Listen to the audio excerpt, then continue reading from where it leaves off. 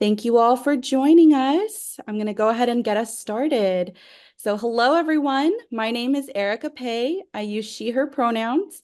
I am the reservations coordinator at Berkeley Event Services at the UC Berkeley campus, and I am your moderator for this session.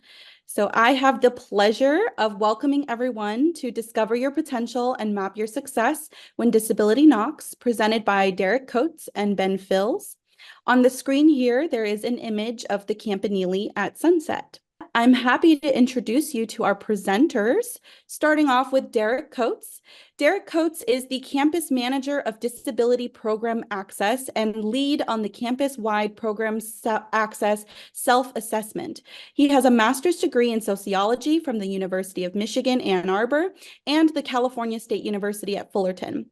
In 2003, Dr. Coates received his PhD in sociology from Wayne State University and was hired as an Ed Roberts postdoctoral fellow in disability studies at UC Berkeley as part of a National Institute on Disability and Rehabilitation research grant. Dr. Coates began his career at UC Berkeley in 2004 when he was hired as the campus disability resolution officer, resolving and investigating allegations of discrimination on the basis of disability filed by students, and serving as the campus-wide primary point of contact for disability-related program and physical access issues. Dr. Coates has a numerous variety of accolades and achievements that are on his bio on the conference website, but they are very long to read and we are short on time. So I will skip over to Ben Fills. Ben currently serves as the Associate Director of the Center for Student Conduct in the Division of Student Affairs and as a research affiliate with the Possibility Lab. He is a member of the first cohort of the Leaders for Equity and Democracy Educational Doctorate at the Berkeley School of Education. Ben's research asks questions about the educational opportunities within carceral spaces whose voices are most listened to in post-secondary educational policymaking and the dynamic exchange of ideas between public institutions and civil society. Outside of work, Ben is an avid Red Sox fan and has earned degrees from Northeastern University, the University of Arizona, and the Temple University Beasley School of Law. He enjoys live comedy, gaming, poring over historical baseball statistics, and spending quality time with his partner and their cats. Please join me in welcoming Ben and Derek.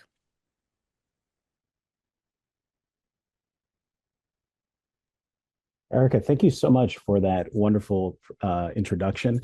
It is such a pleasure to be here with everyone today at SADA. We are delighted to have this opportunity. Derek, would you like to get us started? Yes, hi everyone. I'm wearing sunglasses because I'm blind.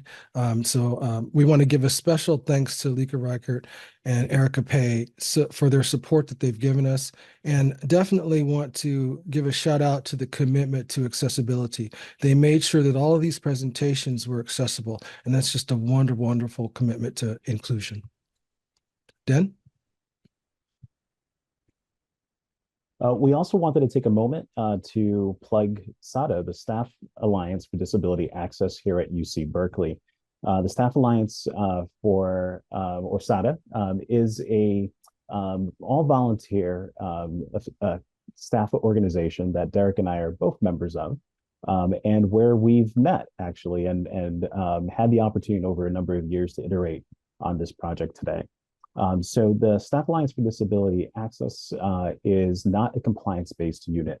Instead, it is an identity-based staff organization at Berkeley. We primarily support one another by developing relationships and a network of care through our shared experiences as staff members with disabilities and our attempts to navigate and thrive in our workplace. We see our role as active contributors to the sense of belonging, inclusion, and wellness by developing relationships with one another and supporting recruitment and retention efforts of all staff. Our agenda today is currently presenting. Derek, would you like to walk the group? Oh, no, go ahead. You can, go ahead. Okay. All right. So our agenda today will discuss a few special topics. In particular, we are bringing to your attention the critical importance of disability etiquette in the workplace, navigating workplace accommodations, the role of self-empowerment, and of course, the role of supervisors in supporting staff with disabilities to thrive as well, which is another critical aspect of this work. By the end of this session, our learning objectives for you will be to demonstrate that employees with disabilities can thrive at UC Berkeley with or without accommodations. We'll also aim to demystify how to begin a process of navigating the accommodations landscape to support the self-empowerment of staff with disabilities. And we'll provide strategies that supervisors can implement to support caring and safe workplaces for staff with disabilities. You might be asking, how are we actually defining thriving in this context? The way that we define it is actually adapted from a long history of disability rights advocacy and research on workplace and self-efficacy. For this session today, we're operationalizing it as the ability to engage in activities that promote self-advocacy in ways that advance accommodation, success, and wellness, the ability to manage the impact of a disability that substantially impacts one or more major life activities, the development of support networks that facilitate a staff member's success, and the ability to make decisions for you about the accommodations landscape. I would say that an employee that is thriving at work has a certain level of vitality. They are characterized by inquiry, and they have an effectiveness that is undeniable, in brief. All right, so our next slide is a video, but before we play that video for you, Derek is just going to cue us up a little bit about the context. Hi, excuse me, we chose to lead with a video clip of At Your Service, Engaging Customers with Disabilities. I asked permission to use this and it was granted by the Mid-Atlantic ADA Center. And this is a partial clip of the full version. While this material is generally used to teach people about disability etiquette, the people in the clip talk about what disabled people should expect of themselves and what they should expect from each other. So we claim that identity is the foundation of success. And every now and then people need to go back to this video to remember what they should be expecting in terms of the treatment that they receive from other people, both in the workplace and in the world. Okay, we can go ahead and start the video. Thank you, Derek. So I'll be stopping my screen share for a moment to allow Erica to come in to jump in with the video for us. As a note, the video is about 9 minutes long, and then it'll be followed up by a facilitated dialogue.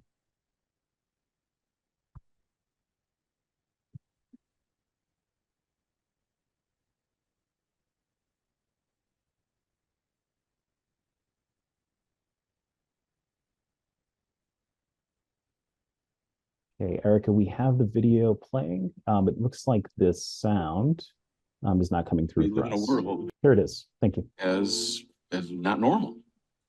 We live in a world that sees us as damaged or somebody who needs to be fixed or somebody who is in a constant state of wishing we weren't the way we are, if not outright suffering. That is the nature of being a person with an apparent disability in the world. And when you know that that's how you're seen, but you know that's not who you are, that is an empowering prompt for us to say, well, clearly I can't let the rest of the world define me. There's a lot more to life than being someone with a disability.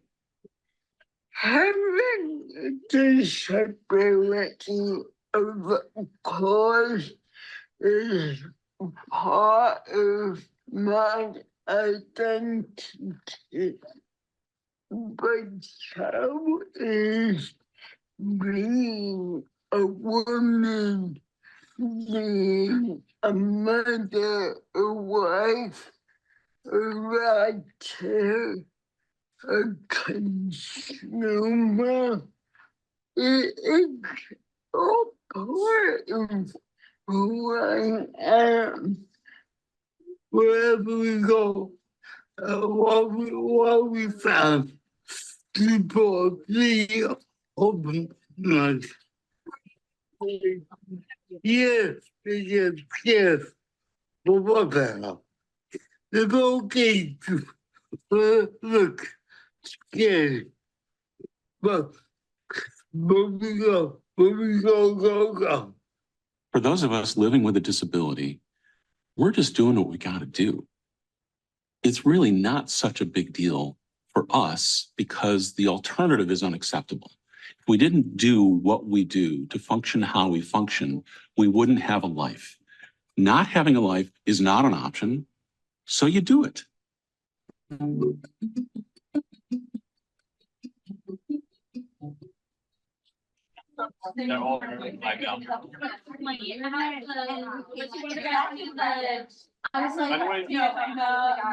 It's important for people to know that I don't define myself by my disability, and others shouldn't either.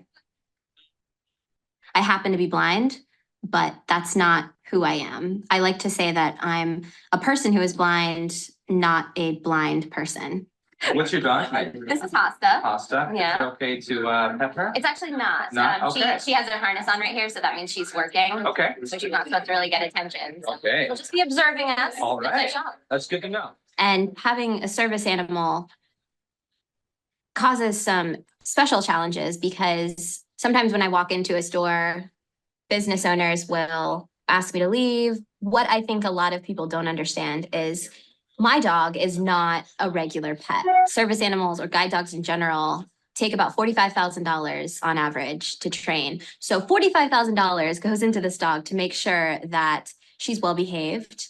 And I make sure, because she's going to be in public with me, that she's well groomed. She doesn't smell bad. She's not going to go to the bathroom on the floor.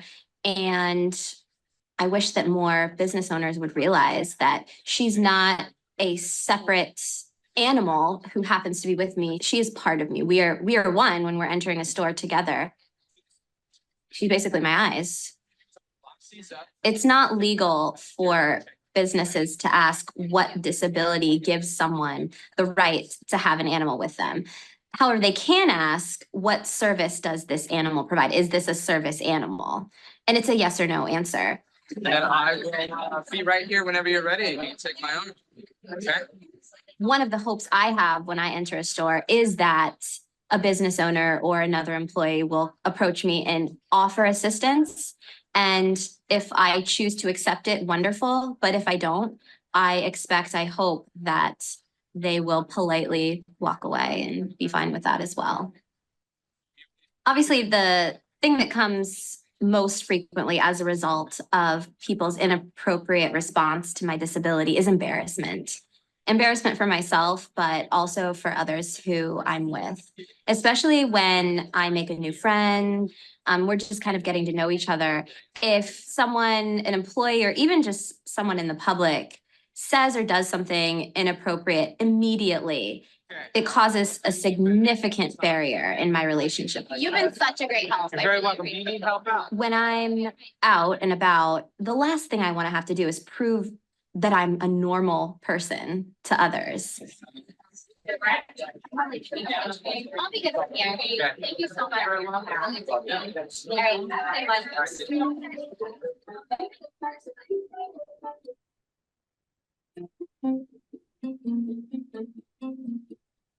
You don't sit here and say, oh my God, you're in a wheelchair. How did you get up here? Or, my gosh, you can't see. How did you manage to get in here? You know, we don't do that. We just, whatever their problem is, we try and solve it. Companies and people in general should be thinking about how we are inclusive of everyone. Are you treating everybody that you're dealing with, whether it's a business or just in your everyday activities, as you would want yourself to be treated? That's it here. I don't really have a reaction to someone coming in on a wheelchair. I try to make my customers happy and feel good. So I go to the person and find out what they want and what I could do for them and welcome them into my restaurant and hope they have a good time. We try to be just a local community restaurant. There are a lot of people who work around here. Thumbs up. What are you Okay. thinking? And we want everyone to feel at home. Okay, good All right. choice, yeah. All right. You just have to be aware. All right, that sounds great. You want some pulled pork with it? There's a blind school nearby here, and sometimes we get a group of blind people and they need, you know, the obvious help to a table or help with the menu because they can't read the menu. It's just communicating and finding out what the person needs. And, you know, like I said, I love my job. I love making people happy. And so I try to help wherever I can. You have to deal with everybody who comes in your door as an individual. And everybody's going to have something going on. And if you were open and not scared, but somebody who isn't threatened by something different, if I'm different, but really wants to do your job, which is to make somebody feel at home and make the sale, just treat me like you would want to be treated yourself. Forget the disability, focus on the communication. My deafness, my hearing status, or whatever disability somebody has doesn't matter as long as we can connect as people, as a person. It's really about the connection. It's about the human connection with that person, getting to know what that person needs and letting all the other things just kind of become secondary because that's what they are. I think I want them to understand to interact with me. You know, and come in there for your services, you know, and come in there because I need to get on a plane. So you need to interact with me, not the person that's pushing me, you know. And so, you know, and how do you interact with the person? You ask the person, you know. Those accommodations could be a sign language interpreter ready and available for deaf customers. If a deaf person comes in, they can use this interpreter to communicate. If there isn't an interpreter available, be ready with paper and pen.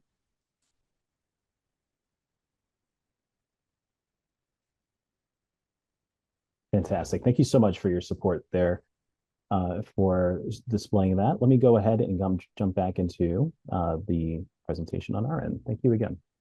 Erica, I really appreciate it. All right, Derek, thank you, everyone. We have a moment here just to talk through the video that we saw. So, Derek, one of the things that always comes to mind for me, besides the fact that there's a scene there with a restaurant that looks like a lovely place to get lunch. She asks about the pulled pork. That always gets me hungry. But another thing I really love about that video is the variance of apparent disabilities that are visible, the wide range of people that are represented as well. But I also see that it is a challenge for these folks to navigate their communities. And I don't take it for granted that each of them live in a world and in environments that are not necessarily designed for individuals with disabilities. So when you review the video, Derek, what comes to mind for you? What's resonating for you as you listen? And was there anything in particular from the video that you'd like to share with the audience today about navigating the communities and businesses, navigating the workplace? When you are seen in the world based on how you're treated, you learn that the funhouse mirrored reflections that are used to disparage and to humanize are in fact a lie. They're not you. They don't reflect you. This should resonate with anyone with a disability that has other people treat them as helpless, hapless, or fragile. The workplace can become a reflection of the world in a heartbeat when you have a disability. Unfortunately, people in the workplace can also ask you if you're angry because you're blind, or ask if you took your medicine this morning, or ask what's wrong with you because you don't look disabled. Just remember that success means recognizing every next first time that you can reclaim your identity when it gets rejected or invalidated by anyone. You should never be subjected to harassment that designed to strip you of your identity and your dignity. And this is because your identity is the foundation of your success. For our colleagues, the takeaway is that disabled people can and do work and thrive in a business academic culture every day that does not subject them to disparaging caricatures or dehumanizing treatment. Our task is to remember that work is supposed to be a safe place. And we put in work to maintain it and keep it that way. So when it comes down to the next quote, we go, go, go. That was really salient for me too, because it's a never give up attitude. And if you have a disability, there are times when you might have to go to that multiple times. What it was said, it resonates, it reverberates, and it rebounds in my identity when you have a disability. The quote is, yeah, you get scared, but what the hell? It's okay to get scared, but we go, we go, we go. In the workplace, the takeaway is that disabled people want to thrive, so they do go, go, go. What do I mean by that? Regardless of how you are treated, it is not enough to just simply exist. So you go, go, go. The 2-year-old tantrum alternative is not acceptable. I can fall on the ground and pound my hands and feet because I hit something with my leg, or I could take a deep breath, pull out an alcohol pad, and put on a Band-Aid, and then get up so I can go, go, go. I'm going to skip the next quote because I think that it fits better at the end. But the next piece I want to talk about is interact with me, Leroy Moore. I mean, he continues that statement later in the film by saying, if you want a tip, you need to talk to me. Duh, it's common sense. It's a beautiful quote. He's being pushed in a wheelchair at an airport. And instead of the agent talking to him, the agent talked to the person who was pushing him. And this resonates because many people with disabilities get treated like they're invisible. Don't make me invisible when I enter your office space with my wheelchair. I don't use a wheelchair, but if I did, or my cane or my guide dog. If you don't know what to say, just say hello. Do you need assistance? It really, really does work. Now, returning to the previous quote, it's about the human connection. That is the capacity for people to understand that if I'm in a workspace to receive services or participate in your program, I am entitled to have equal access, and I want you to provide equal access and use common sense to communicate. Okay, Ben, back to you. Oh, fantastic, Derek. Thank you for sharing that. Really appreciate your thoughts there and those connections. I'd like to give the audience an opportunity. While you were viewing that video, was there anything that resonated for you about the efforts that the participants in the video were experiencing, and how that could relate to the workplace, or any challenges that are valuable for you to bring into this conversation? I should note, since we are being recorded, we do ask that anything that is said is more generalized, as opposed to anything personal narrative. And we do ask if you can just send a message describing the situation through the chat to myself or to our co-hosts.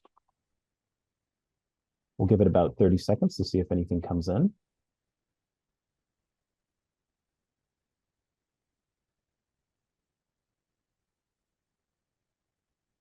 And if anyone would like to unmute to speak, they can also do that.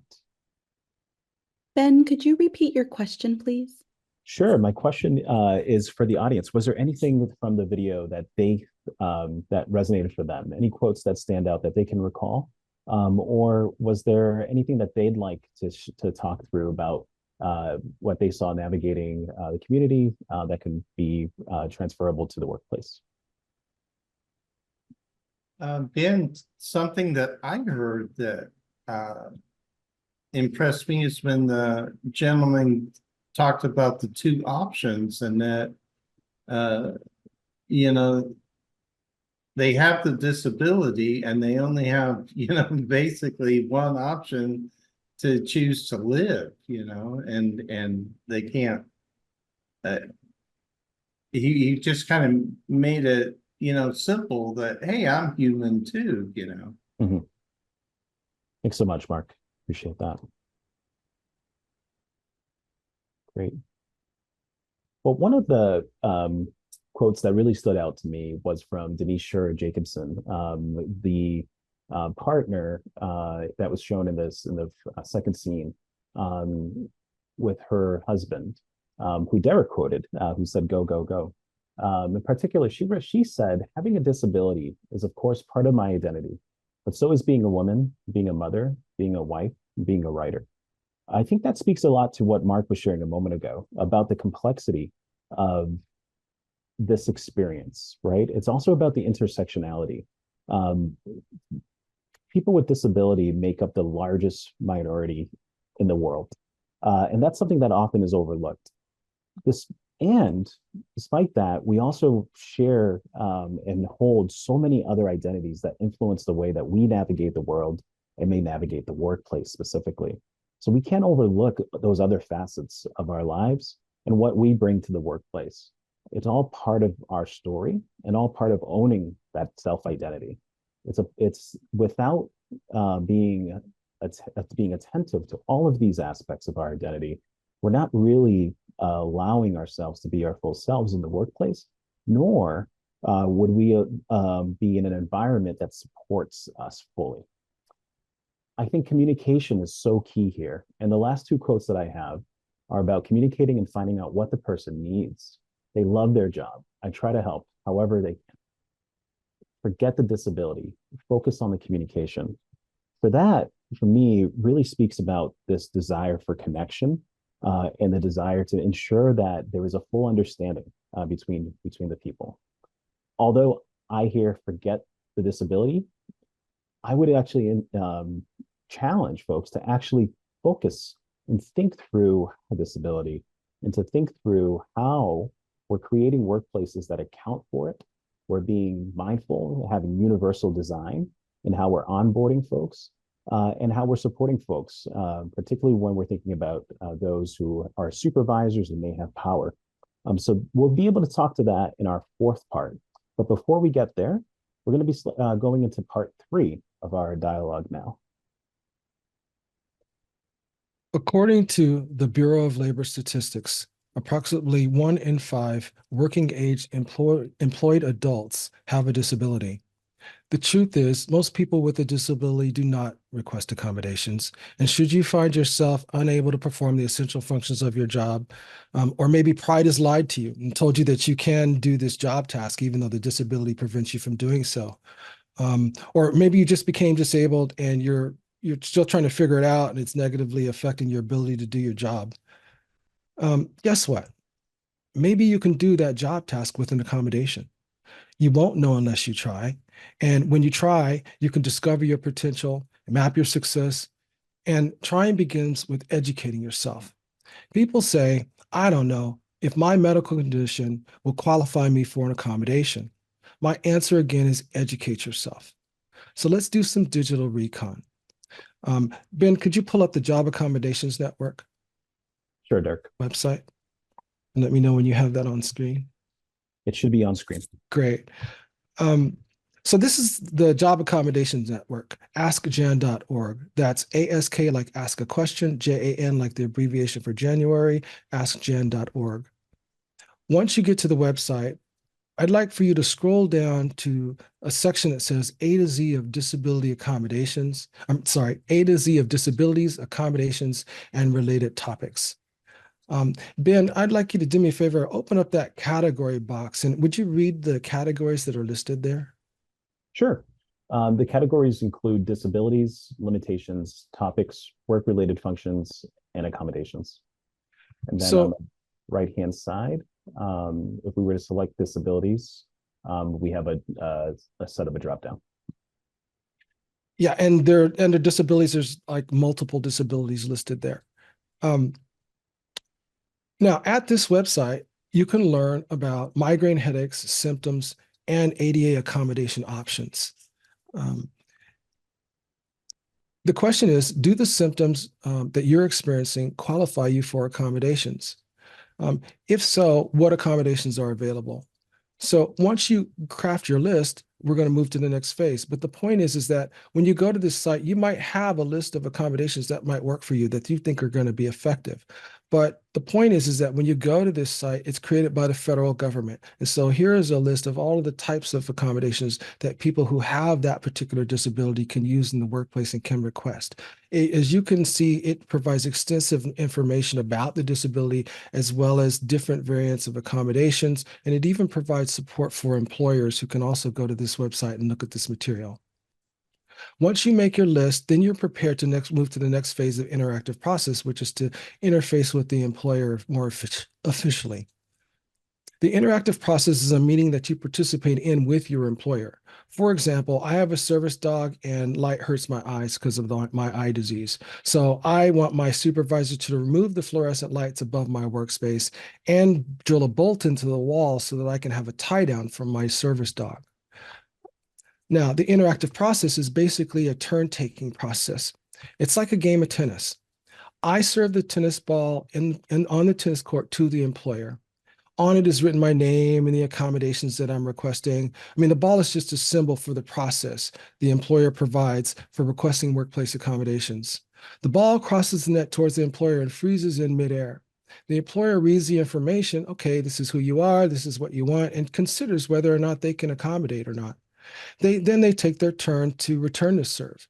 And so the ball comes back into my court and the ball reads, yeah, we can accommodate, welcome. That's how we want to hear it, right? Or the return serve could read, we need more information, and here are some documents and some forms to take to your medical provider so that we can get more information. So I go and get my medical documentation. It might take a month because of the doctor's appointment delays, et cetera. And then I hit the ball back into the employer's court. So the ball comes to them, they see the medical documentation, they evaluate it, and they determine that I do have a disability and I am qualified for accommodations. So within a week to a month, I have the fluorescent lights removed from above my workspace, and I have a tie down for my dog. Now, this is a win-win scenario. Now, in truth, flowers don't always fall from the sky, but we would love that to be the case all the time. You may encounter even more in issues with your disability, especially if you have the type of disability that it gets exacerbated. I want to sidestep a little bit here to include what you should do in this scenario, because I did not include this on the slide. But when you have a disability and it's impacting you and you're having issues with employment, register with the Department of Rehabilitation for the state of California. It was created so that people with disabilities could get help and support technically and in becoming employed. You can go and fill out an application. Once you get accepted, they can provide you with digital equipment, computers. They can provide you with job training on the computers. But alas, there are jerks in every group, and you just might have one as a supervisor. So what does this look like? Well, you hit the ball into their court and they look at the ball, they see it, and then they watch it drop by. They grab their bag, turn the court lights out, and leave the court. They depart, locking the gate. Or you see the ball when it comes back to you and they say, hell no, never, I'll never accommodate you. Okay, we want to go the other direction. So how can you map your success? Begin by educating yourself and being prepared. Learn about how the interactive process is supposed to take place. What is the gestalt, right? How is it supposed to unfold? Because it's definitely not hell no, never, nor should it ever be. When you do this, you will be in a better position to make the best decisions for you and your career. I've also included the reference to the enforcement guidance on reasonable accommodations. This is authored by the EEOC, the Equal Employment Opportunity Commission. The content includes a user-friendly, individual-centered, vignette-based method of discussing accommodations. It's a wonderful resource if you need that information. In summary, millions of people with disabilities use accommodations at work every day. These accommodations not only enable them to remain gainfully employed, but represent a gateway to them being able to thrive when disability knocks. Ben will now talk about how managers and supervisors are also critical to discovering your potential and mapping your success when disability knocks. Thank you so much, Derek, for that. I also want to note that we did get two comments from the audience about what resonated with them from the At Your Service video. One participant shared that the statement, when a colleague asked if someone took their medication, I don't even know how to respond to that. Yeah. Oh, you want me Go to ahead, take Derek. that? Go ahead. Well, I was going to say, so I've been an investigator for years, and so it requires that you read cases, and there are people who engage in harassment, who ask somebody who they've learned has a mental health disability if they took their medication. It's the most extreme form of shaming, harassment, and psychological assault. And so that was put into that was put into that sentence for that reason. That can happen at work and it can happen in a supermarket. Absolutely. The next one comes from a participant who wrote, identity. What others can see about you is not the whole of your identity, but you are often reduced to an obvious difference by others. Derek, any thoughts on that? Yeah, and I mean, I think that people do see snippets, and those snippets of identity can arise in various different types of situations. And I think that the complexity of the self is also based on where it gets validated and how it gets validated. And so for this, we're saying that in order for you to be successful when you have a disability, you almost have to become a juggernaut in your identity. You have to do as that first quote says and reclaim yourself and your identity, because you may encounter situations in which people try to break it down by labeling you or trying to define you as this or as that, calling you high functioning, et cetera. There's still low range of harassment type things, but at the end of the day, the point is that this identity gets impacted by multiple people, all of the people that we interact with. And so we need to make sure that we secure that so that we can successfully go through the interactive process and acquire the accommodations we need to be successful. Yeah, absolutely. And I think one of the things that I take from these two quotes is that this is operating from a place of fear, a place of apprehension, a place of othering. And one of the goals that we had for today's session is to acknowledge that, right? That when you are an employee with a disability, you are bringing with you a history of trying to navigate the world with this disability. And the world isn't always a kind place. Neither is the workplace. Yet we do have the power, especially supervisors in the part that I'm going to speak to next, to help shape that world a little bit, so that it is kinder, so that it is softer, and so that it is more inclusive for all of the employees that we have the opportunity to have as part of our teams. And for me, thinking about best practices for people and talent management and the conditions that I try to set for my team, I can't help but reflect on my own positionality and personal experiences with disability disclosure. In particular, I'll tell a short story about when I was near graduation from law school. And as many of you might imagine, getting a job after law school is a highly competitive experience. Many of you in the audience probably have this experience as well. If you ever attended law school or any graduate or professional program, certainly would have similar experiences regarding how competitive it really can be. And during my law school experience, I spent most of it actually serving as advocate for students in the K-12 educational system who were dealing with issues regarding their own disabilities and the manifestations of disabilities and challenges with implementing individualized education plans, or IEPs, as many of you may be more familiar with that language. And it was very disheartening to me when I went and sought some advice from my student life staff at the law school that I attended. And I shared with them that while applying for some of these applications, I had the opportunity to notice that disability questions were coming up on these applications. And it hadn't been something that I had actually previously encountered when seeking a full-time position. And I was curious, considering how competitive this might be, sort of how this information is used and analyzed in application processes. And I was, to my surprise, actually advised not to disclose. And this really did feel like a bit of a limitation of who I was, and not necessarily an acknowledgement of the concern that I had. And from that experience, I want to fast forward a little bit. After a few years, I got an opportunity to work here at UC Berkeley. And I heard about an organization called SADA, who we plugged earlier. And I attended one of the Staff Alliance for Disability Access meetings and found myself immersed in a community of people who were sharing their experiences navigating disability, who are owning those that identity that they have, and who are advocating for one another and for greater inclusion. This gave me the sense of psychological safety and integration that I had never previously had in the workplace, and helped really wash away some of those challenges that I had coming out of law school with that advice that I was given.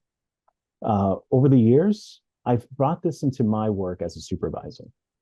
Specifically, I have brought it into putting in place a work environment that is built on a sense of trust, institutional care, and support. For me, psychological safety and integration is truly one of the most necessary parts to be able to create an environment in which your staff can thrive. As we know, working at UC Berkeley or at any of the UC campuses is a highly competitive, highly rigorous environment that is on high expectations. So all of us are arguably stars in our roles. We're all superstars. And if you're a manager who has a star employee, you are going to want to do everything you can in your power to ensure that that star employee has the tools and resources that are available to them to best succeed. So as a supervisor, it's important that we stay informed about the responsibilities. Derek spoke about the individual contributor being aware of the responsibilities that they might have if they were to engage in the accommodations process and the interactive process. It's essential that supervisors also do the same, because supporting staff with disabilities is not about compliance. Instead, it's about individual and team success and mutual respect. I'll share with this audience that a 2018 study of 485 employees and 114 teams published in the Journal of Human Resource Management found that a mixture of inclusion, team learning climate, and self-efficacy were the key elements to thriving in the workplace. Again, I'll repeat that. A mixture of inclusion, team learning climate, and self-efficacy. So two of those factors are external team factors, inclusion and team learning climate. And then the third is an internal psychological factor, that's self-efficacy. And all of that study found that these were interconnected and reinforcing elements that actually created the most team success and the most strongest levels of thriving for individuals with disabilities in those environments. So how can we think about ways to do this? What are some strategies that an employer can put in place? It's that managers and supervisors can put in place to help support this. I would argue that regular communication about disability access, disability compliance is essential. Make it common. Make it a part of your equity plan. Make it a part of your diversity, your inclusion, your belonging, and your sense of justice planning as part of your team. We can do this through more specialized programming, such as promoting disability-oriented events and enrichment opportunities, or making it more generalized, thinking about workplace accommodations and ergonomics more generally when you're onboarding new staff, asking everyone whether there's an apparent disability or not. What do you need in the workplace? Is this environment working for you? Are there any changes that we can make? Have you had an assessment yet for your workplace? Increasing your accommodations literacy is another key essential element to this aspect.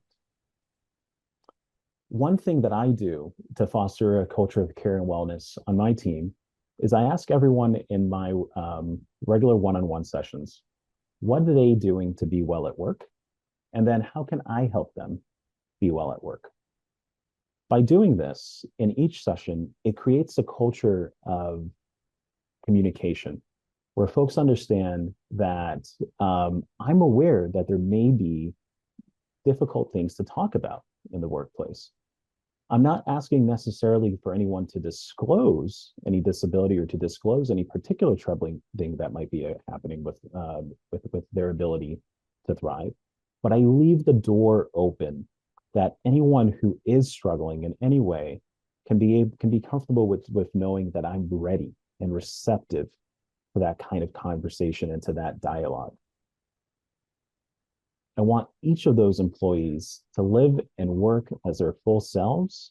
And I signal to them that I'm a partner in that process by asking, how can I help them be well at work?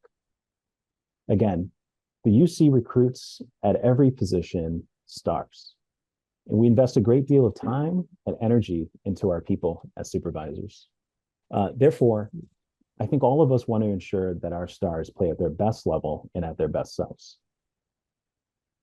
And so to truly build a flourishing workplace, supervisors should aim to support the conditions that demonstrate to people that they are valued, that they matter, and that we recognize them, and that we are partners in their thriving. So if we do this well, if we do this effectively, instead of asking, how can I help you? We may be able to ask our employees, how can I help you thrive at work? Thank you, everyone. That's our presentation. Thank you.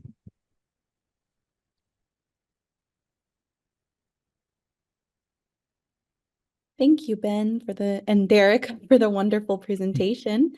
Did you want us to stop the recording before the Q&A portion, or did you want to keep the recording through the Q&A portion? Go ahead, Go ahead, Ben. No, you go. Hey, Erica, thanks for that question. And thank you, everyone, for everyone in the audience. We had a very strong level of participants all the way through, so it really means the world to us. Regarding the recording, I'm happy to go off recording if that's the common practice. Yeah, but let me say one more thing before we do. Sure. I just wanted to touch on this one notion. People think that if you have a disability, you just wake up and you know what to do. You know how to self-advocate. You know where to go. You know who to talk to, and you don't. Not everybody does. Everybody comes to it at different parts in their life, and they experience it differently. You know, what do they say? A disability is like a snowflake. There's no difference. They're all different. And it doesn't care about what you think, your job, your car, your house, your family, anything. And so the point is that when we say educate yourself, it's really about pushing through that identity to get to the point where you can start to be successful. At the very beginning, if you're adventitiously disabled, it can be really tough to cope with. And that was our second point on our list of learning outcomes, is the idea that part of it is coping with the disability. But please recognize that millions of people throughout this entire country and the world work every day with a disability. It's really about trying to figure out how you can move forward, who you can reach out to for your resources, but taking care of that sort of self-esteem and that sense of self that drives you to be successful. So I just wanted to end for my part with the notion that, you're not supposed to know everything if you have a disability. Part of it is figuring it out, but part of it is also building a support network so that you have resources available to help you move through. Absolutely. And I think another thing that's helpful to note is a lot of our framing arguably was about long-term disabilities and things that individuals might conditions that they could be born with or have had it for some time. And as Derek mentioned a moment ago, adventitious disabilities, or those that emerge at a later time, or even temporary disabilities, can also influence how we interact in the workplace and our ability to be successful. And so those are essential, arguably just as much, because they can happen to even more people too. And over the timeline of your career, right, starting when you're maybe 18, you're going to look a lot different and feel a lot different than by the time you're closer to retirement. And so being aware of these accommodations, being aware of challenges, being aware of the support network, and putting in place the conditions that help staff really succeed, I think is all part of that acknowledgement that this is a continuum, and that we want to be supportive along each step of the way. And you can stop the recording, Erica. Thanks, Erica.